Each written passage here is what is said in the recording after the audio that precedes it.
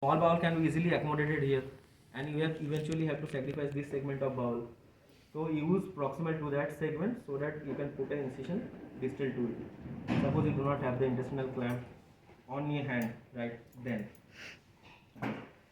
And these are our two clamps, intestinal clamps. One has a straight jaw and one has a curved.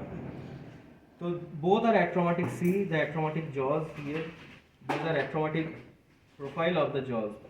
The straight is used as an intestinal clamp. You can use in small bowel, you can use in large bowel. But the curved one is used as a gastric clamp. In distal gastrectomy, antrectomy, it can, suppose you have dissected the lesser curvature, greater curvature, and you can put this clamp across the stomach. Curved one is for stomach, a gastric clamp. Straight one is for intestine. And these are non-crushing clamps. Non-crushing. Why we are saying non-crushing? Because we have crushing clamps also. Crushing clamps are double action clamps. These are rarely used now because we are using stapler in our day-to-day surgeries. See, these are double action clamps, extremely heavy and crushing. I can do this stunt with my finger, but I cannot do this stunt with this instrument. I can do this with my finger, and my finger will be perfectly healthy. I can use it. But this stunt I cannot repeat with this. This is called Pearce crushing clamp, and the short one is Pearce intestinal clamp. It has dual action. It generates enormous amount of force. Enormous. You see the markings on the piece of paper here at the distal tip.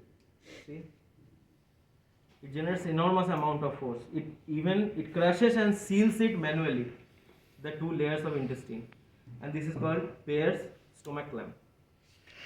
Stomach के लिए जब in earlier days when we did not have this staplers, we used to use this Pearce. These are Pearce crushing clamp. Crushing clamps. They are not used in our surgeries. What are the other instruments? And scissors. Scissors are extremely important. And then the few variants that we have in our laparotomy set. So obviously along the type.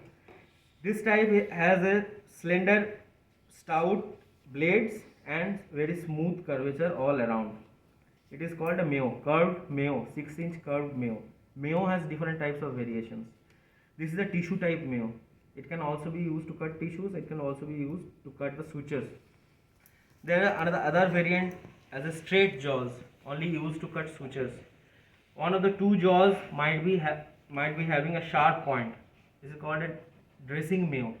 It is used to cut the dressing tissues only. One type of Mayo has two sharp points. It is only used to cut sutures and dressings. Never used in surgeries. Never should be used to cut the tissues. And these long slender scissors are our curved Metzenbaum scissors. They have their brothers in straight form also. Curved Metzenbaum has a very uncanny similarity with McIndoe scissors also. McIndoe is one of the very fine scissors we use in plastic surgery. But the difference is that McIndoe has a very slender tip and very short tip. Metzenbaum has a long body and a relatively longer jaws. These are according to different lengths. You may use to cut the tissues at the depth. For the needle holders that we use Mayo Hager needle holder. Needle holder and artery forceps have a particular difference. The difference is that the lever ratio. Suppose this is the fulcrum and this is the working end and this is the load end. And for instrument to be called a needle holder, the ratio of this lever to this should be 4:1 minimum. For that, it generates enormous pressure at the end. It prevents you, if you hold a needle at the distal end, it prevents you from the needle getting rotated. It generates enormous amount of strength at the distal end. But not like that. यहाँ पे lever ratio is almost 1:1. It is the load ratio. This is the arm. This is the load arm, and this is the lever arm. यहाँ पे दोनों का ratio 1:1 है. यहाँ पे ratio is at least 4:1. This is the shortest needle holder we have, and the length will be at least